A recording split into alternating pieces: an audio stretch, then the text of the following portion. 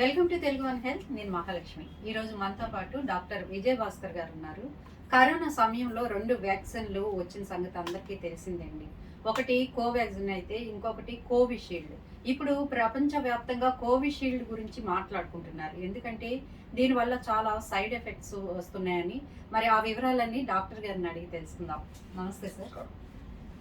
ఇప్పుడు కోవిషీల్డ్ గురించి మొత్తం ప్రపంచం అంతా చర్చించుకుంటుంది సార్. సైడ్ ఎఫెక్ట్స్ బాగా వస్తున్నాయని, ఇది నిజమంటారా ఏంటి సార్ అసలు? అబ్సల్యూట్లీ రైట్ అండి. గత వారం నుంచి మనం చెప్పుకుంటున్నాము. యూరోప్ లో దీని మీద క్లినికల్ ట్రయల్స్ రీసెర్చ్ జరగటం వల్ల మనకు తెలిసింది ఏంటంటే కొన్ని కాజ్ ఆఫ్ డెత్ అంటే ఈ మధ్య కాలంలో కూడా మనం చూస్తున్నాము. కోవిడ్ తర్వాత కోవిడ్ వైరస్ వలన లేకపోతే కోవిడ్ వ్యాక్సిన్ వలన కొంతమంది తారక రత్న కానీ, రాజ్ కుమార్ హీరో కానీ, గౌతమ్ రెడ్డి మినిస్టర్ కానీ ఇలా 13 years lowest 13 years highest 8 years వరకు కూడా చాలా మంది చనిపోతున్నారు. సడన్ గా స్ట్రోక్స్ వచ్చి చనిపోతున్నారు. సో ఇన్ డెప్త్ మేము అనుకున్నది ఏంటంటే కోవిడ్ వైరస్ వలన ఏదైతే ఊపిరితిత్తులలో రియాక్టివ్ ఎడిమా ఉంటుంది, అంటే వాపు ఉంటుంది. ఆ reactive oedema micro clots lung నుంచి బ్రెయిన్ కి గుండెకు పోయి అక్కడ రక్తనాళాలు బ్లాక్ చేయడం వలన స్ట్రోక్ వచ్చి చనిపోతున్నారని కొంత మేరకు మాకు అవగాహన ఉండేది. కానీ ఈ వారం నుంచి కోవిషీల్డ్ గురించి ఎవరైతే ఆస్ట్రాజెనికా కోవిషీల్డ్ ఏదైతే ఉందో ఇది లండన్ బేస్డ్ రీసెర్చ్ ప్రోడక్ట్ అండి. దీన్ని మనం పూణేలో దీన్ని సెరమ్ ఇండియాలో తయారు చేయడం జరిగింది. సో కోవాక్సిన్ కోవిషీల్డ్ ఈ రెండు, కోవాక్సిన్ మన హైదరాబాద్ లో తయారైతే కోవిషీల్డ్ ఏమో పూనాలో వచ్చాయి. సో ఆబ్వియస్ గా ప్రతి మందుకి సైడ్ ఎఫెక్ట్స్ అంటూ ఉంటాయి. కానీ అన్ఫార్చునేట్లీ దాదాపుగా 30 మందికి క్లినికల్ ట్రయల్స్ చేస్తే 18 మందికి చనిపోవడం, అంటే స్ట్రోక్స్ వచ్చి చనిపోవడం అనేది కొంత భయాందోళన బాధాకరంగా ఉంది. సో ఈ ఇష్యూని అక్కడి వాళ్ళు యూనివర్సిటీ వాళ్ళు ఎక్స్పోజ్ చేయడం చెప్పడం జరుగుతుంది. కాబట్టి ఇది ఇండియాలో కోవిషీల్డ్ కొన్ని వేల కోట్ల మంది తీసుకున్నారు, 100 కోట్ల మంది తీసుకున్నారు. సో ఆబ్వియస్ గా భయాందోళన అంటూ ఉంటుంది. సో ఈ కోవిషీల్డ్ కోవాక్సిన్ కోవిషీల్డ్ ఎక్కువగా తీసుకోవడం కూడా జరిగింది ఇండియాలో. సో దాని మూలంగా ఏదైనా అవుతుందా, ఆ చనిపోయే వాళ్ళలో మేము కూడా రేపు అవుద్దని ఒక భయం ప్రజల్లో ఉంది.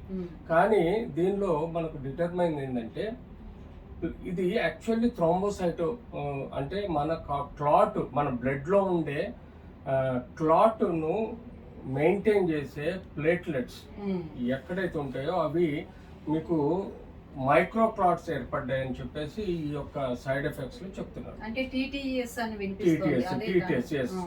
సో ఇట్స్ ఎ సిండ్రోమ్ అంటాము. It's a group of disease syndrome లో ఏమవుతుందంటే ఈ ప్లేట్లెట్స్ సమస్యల వలన మనకు క్లాటింగ్స్ పెరిగిపోతున్నాయి. అక్కడక్కడ క్లాటింగ్స్ పెరిగిపోయి ఆ క్లాట్స్ లంగ్ లో ఉంటాయి, ఊపిరితిత్తులో బ్రెయిన్ లో ఉంటాయి, అంతేకాకుండా మనకు హార్ట్ లో కూడా ఉంటాయి. సో ఎప్పుడైతే రక్త ప్రసారం చేసే రక్తనాళాలు ఉంటాయో అవి ఈ యొక్క అవయవాలకి సమృద్ధిగా ప్రతి సెకండ్ రక్తం సప్లై చేసినప్పుడు ఆక్సిజనేటెడ్ బ్లడ్ ప్లస్ న్యూట్రియంట్స్ ఆ యొక్క functioning of the vital organs maintain చేస్తాయి. సో కానీ ఎప్పుడైతే ఈ రక్తనాళాల్లో ఈ క్లాట్స్ మైక్రో క్లాట్స్ వ్యాక్సిన్ వల్ల పోయి బ్లాక్ చేస్తాయో అప్పుడు రక్త ప్రసారం లేని కారణంగా ఆ యొక్క ఆర్గన్స్ యొక్క న్యూట్రిషన్ కానీ ఆక్సిజనేషన్ మెయింటైన్ చేయకపోవడం, రెండోది సడన్ గా దానికి యాక్ట్ అయ్యే మజిల్స్ సీజ్ అవడం, అంటే సడన్ గా ఆగిపోవడం. దీన్నే మనము బ్రెయిన్ స్ట్రోక్ అనొచ్చు, లేకపోతే హార్ట్ స్ట్రోక్ అనొచ్చు, ఆర్ లంగ్ స్ట్రోక్ అనొచ్చు. అదర్ వర్డ్స్ మేము ఎంబాలిజం కూడా అంటాం. సో ఇలాంటి సమస్యలు టీటీఎస్ కానీ థ్రోంబోసిస్ కానీ సమస్యలు ఏర్పడుతున్నాయని చెప్పి ఇప్పుడు చెప్తున్నారు. లక్షణాలు యూజువల్ గా బ్రెయిన్ స్ట్రోక్ అయితే సెమీ కాన్షియస్ నుంచి అన్కాన్షియస్ లో వెళ్ళిపోయి కోమాలకు వెళ్ళిపోవడం, ఇది ఒక మెయిన్. ఫిట్స్ కూడా వస్తాయి యూజువల్ గా థ్రోంబోసిస్ వల్ల, కొట్టుకోవడము, గట్టిగా పడిపోవడము అలా జరుగుతుంది. హార్ట్ స్ట్రోక్ అంటే మీకు తెలిసి ఇనిషియల్ గా చెమటలు రావడం, గాబరా పడడం, లెఫ్ట్ సైడ్ చెస్ట్ పెయిన్ రావడం, దవడ కింద పెయిన్ రావడం, చేతికి పెయిన్ రావడం, ఇలాంటివి కూడా మనం చూస్తాం. తర్వాత సడన్ గా కొలాప్స్ అవడం. సో లంగ్ స్ట్రోక్ని ఎలా అంటామంటే యూజువల్గా మనకు ఊపిరి ఆడకపోవడం, ఎస్ఓబిఎన్ షార్ట్నెస్ ఆఫ్ బ్రీతింగ్ ఉండడం, సాచురేషన్ లెవెల్స్ పడిపోవడం. సో ఇలాంటి లక్షణాలు మనకు ఈ థ్రోంబోసిస్లో కానీ ఈ సైడ్ ఎఫెక్ట్స్లో ఉంటాయి. సో యూజువల్గా మనకు ఎన్నో ఉంటాయండి. ఇందులో ఎక్స్ట్రీమ్ వ్యాక్సిన్ వల్ల వచ్చేటి ఫెటిక్నెస్ ఉంటుంది, పెయిన్ఫుల్ ఆర్మ్, ఈ ఆర్మ్లో పెయిన్స్ రావడము, ఫీవర్ ఉంటాయి, చెల్స్, హెడేక్ ఉంటుంది, డైరియా ఉంటుంది, నాజియా, వామిటింగ్, ఇవి అన్ని జనరలైజ్డ్ సైడ్ ఎఫెక్ట్స్ ప్రతి వ్యాక్సిన్కి ఉంటాయి. దీన్ని భయపడాల్సిన అవసరం లేదు, ఇవి రికవరబుల్. కానీ ఎప్పుడైతే మనం చూస్తున్నామో ఇది థ్రోంబోసిస్ అన్నది మెయిన్ ఫ్యాక్టర్ అండి. ఈ థ్రోంబోసిస్ అన్నది ప్లేట్లెట్స్ ఎప్పుడైతే రక్తంలో ఉండి రక్తాన్ని పల్చనగా చేసి సర్క్యులేట్ చేస్తాయో బాడీలో, అవి లేకపోవడం, దానివల్ల అక్కడ క్లాట్స్ ఏర్పడడం. ఆ క్లాట్స్ అన్నది ఈ syndrome, thrombosis syndrome, thrombosis with syndrome అంటాం. ఈ సిండ్రోమ్ వల్ల మనకు చిన్న చిన్న క్లాట్స్ ఊపిరితిత్తులలో, గుండెల్లో, బ్రెయిన్లో, రక్తనాళాలు రక్తం సప్లై చేసే రక్తనాళాల్లో బ్లాక్ అవటం వల్ల స్ట్రోక్ వస్తుంది. సో ఇది వన్ థింగ్. దీనిలో మనం ఇప్పటివరకు వాళ్ళు చేసినది అంటే మెయిన్గా ఏమంటారంటే ఫస్ట్ డోస్ తీసుకున్నప్పుడే ఈ సైడ్ ఎఫెక్ట్ వస్తుంది, సెకండ్ థర్డ్ డోస్లో రావట్లేదు అని చెప్పేసి ఒక స్టడీ చెప్తున్నాయి. సో మనం ఆల్రెడీ థర్డ్ డోస్ తీసుకున్నాం. సో ఇండియన్స్ థర్డ్ డోస్ తీసుకున్నాం కాబట్టి ఈ సైడ్ ఎఫెక్ట్స్ అంత లేదని చెప్పేసి ఒక సైంటిఫిక్ స్టడీ చెప్తుంది. కాబట్టి ఇండియన్స్ ఎట్టి పరిస్థితుల్లో భయపడాల్సిన ఒకటే డోస్ తీసుకున్న వరకు ప్రాబ్లం, మెయిన్ గా సింగిల్ డోస్ తీసుకున్న వాళ్ళ ఎఫెక్ట్ అయింది అని చెప్పేసి వాళ్ళు స్టడీ చెప్తున్నారు. ఫర్దర్ 2 doses లో అది ఇండియాలో ఎక్కువ తీసుకున్నారు కాబట్టి ఎఫెక్ట్ ఉండదు. సో దీనికి రెమెడీ ఏంటి? సపోజ్ ఈ వ్యాక్సిన్ తీసుకున్నాం, కొంతమంది భయపడతారు. సో దీనికి ఎంబాలిజం కానీ ఆర్ స్ట్రోక్ ప్రాబ్లమ్స్ వచ్చినప్పుడు రెగ్యులర్ గా ప్లేట్లెట్స్ చూసుకోండి.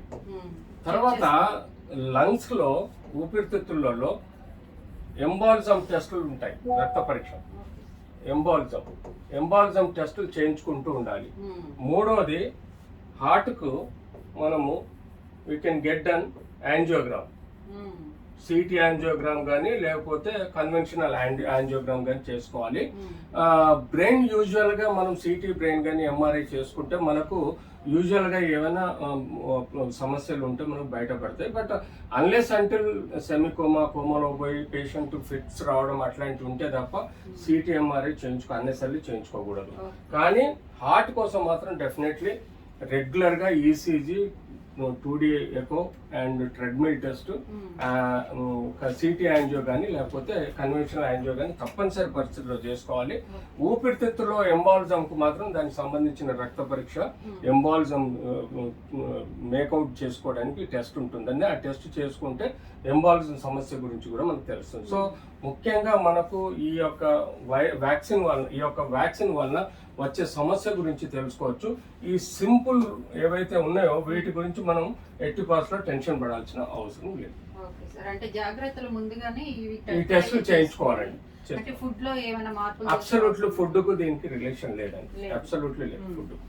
సో ఈ చెప్పిన టెస్టులు చేసుకొని జాగ్రత్తగా ఉండండి, భయపడకండి.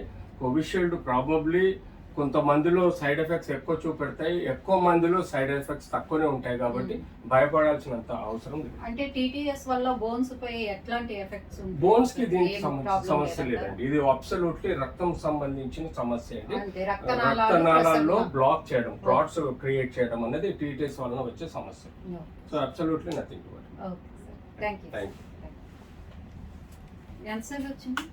ఇది 8:50. Oh, that's good. 8:50. 8 minutes, 9 minutes వచ్చాయి.